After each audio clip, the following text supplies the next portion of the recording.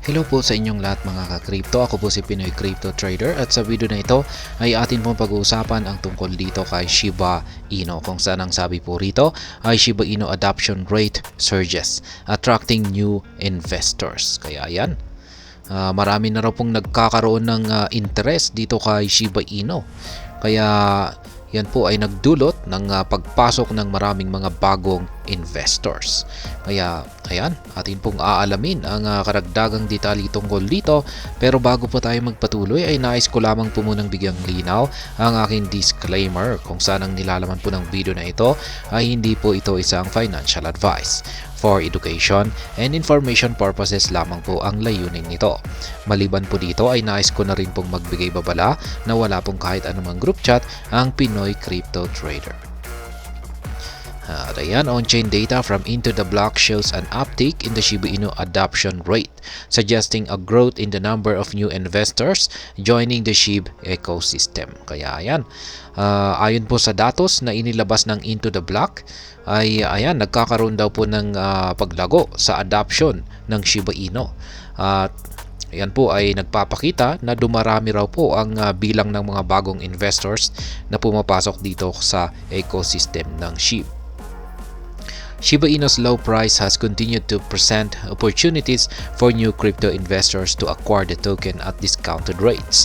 This is reflected in the surge of new users joining the Shiba Inu ecosystem in recent times. Kaya yan, yung mababang presyo daw po ni Shiba Inu, ito raw po yung parang nagbibigay ng oportunidad para sa mga bagong crypto investors na pasukin ito at makabili sa murang presyo nito or presyo na may malaking discount. At yung nagpapatunay na ito ay yan nga, maraming pumapasok na mga bagong users dito sa ecosystem ni Shiba Inu at ito ay nagre-reflect dito sa datos ng Into the Block. Shiba Inu adoption rate spikes. Interestingly, Shiba Inu's adoption rate increased by 39.27% on February 17 according to data from Into the Block. Ayan, nagkaroon daw ng isang matinding paglago ang adoption rate ni Shiba Inu nitong nakalipas na February 17. At iyan po ay ayon sa datos na inilabas ng Into the Block. For context, Into the Block determines a token's adoption rate by calculating the percentage of newly created addresses performing their first transactions out of all active daily addresses. Kaya yan po pala yung ginagamit na basihan dito ng Into the Block. Tinitignan daw po nila yung mga bagong nakikreate na mga addresses at yung kanilang kauna-unahang transaction na isinagawa. The metric also shed light on the growth of particular network in terms of the number of new users joining its ecosystem, while a higher percentage indicates that the network is expanding.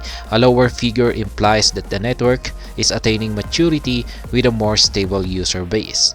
With the Shiba Inu adoption rate reaching 39.27% on February 17, 2 out of every 5 SHIB addresses were new users. Kaya yan, ganyan daw po. Sa percentage na ito na 39.27%, yan, base po dyan adoption rate ni Shiba Inu noong February 17. Ayon po sa kanilang kalkulasyon ay dalawa raw sa 5 mga aktibong mga addresses ay mga bagong pagmamay-ari po ng mga bagong users. Per the data, the Shiba Inu adoption rate started seeing growth on February 11. At the time, the metric showed an increase of 32%. Since then, Shiba Inu's adoption rate has experienced steady growth until February 17 when it reached 39.27%. Kaya yan yung adoption rate daw po ni Shiba Inu na ay nag-umpisa na lumago noong February 11. Yan, ito po ay nag-umpisa sa 32% at tuloy-tuloy na po yan na umaangat hanggang nitong February 17 kung saan ay nakamit po niya ang 39.27% na paglago. Factors fueling Shiba Inu's adoption rate. Yan, ano nga bang dahilan kung bakit biglang dumarami ang mga bagong investors dito kay Shiba Inu? One major factor contributing to the uptick is Shiba Inu's potential to turn average investors into millionaires. This was seen in the last bull market when Shiba Inu rallied tremendously to an all-time high of 40 digits 8845 and 2021. Kaya yan, isa daw po na dahilan kung bakit maraming pumapasok ngayon dito kay Shiba Inu na mga investors ay dahil po sa potensyal ni Shiba Inu na gawin yung mga average investors at sila ay maging milyonaryo or bilyonaryo pa. At ito ay napatunayan po ni Shiba Inu nitong nakalipas na naganap na bull run, kung saan ay siya po ay sumabog sa napakataas niyang presyo or kanyang all-time high na 40 digits 8845 nitong nakalipas na taong 2021. With several analysts expecting Shiba Inu to achieve the same feat in the upcoming bull market, new investors are capitalizing on the asset's low price to position themselves ahead of an imminent rally. Kaya yan, marami na rin daw po kasing mga analyst ang nagsisilabasan at naglalabas ng kanilang prediction dito kay Shiba Inu na magagawang ulitin ulit ni Shiba Inu yung kanyang ipinakitang past performance dito sa paparating na bull market. Kaya dahil dyan ay marami pong mga bagong mga investors ang nahihikayat na mag-invest dito sa mababang presyo ngayon ni Shiba Inu. Another factor bolstering Shiba Inu's adoption rate is its layer-to-scaling solution, Shibarium. Following its mainnet launch last August, Shibarium has attracted more users into the Shiba Inu ecosystem due to its low fees and faster processing time. Yan ang isa pang bagay kung bakit nakakaranas ngayon ng adoption rate itong si Shiba Inu ay dulot po ng kanyang layer-to-scaling solution na si Shibarium. The Layer 2 network achieved a jaw-dropping feat this month, doubling its user accounts to 63,000 in less than 3 months. At first time, Shibarium's cumulative account is now around 64,217. Kaya ayan. Ganyan po yung bilang na kung gaano karami ang user account dito kay Shibarium. Yan, sa loob lamang po ng hindi lalampas sa 3 months o 3 buwan ay nagkaroon na ito ng mga users na umaabot po sa 63,000. At sa ngayon ay meron na po itong sa kasalukuyan ay meron po itong kabuang mga cumulative accounts na nasa 64,217.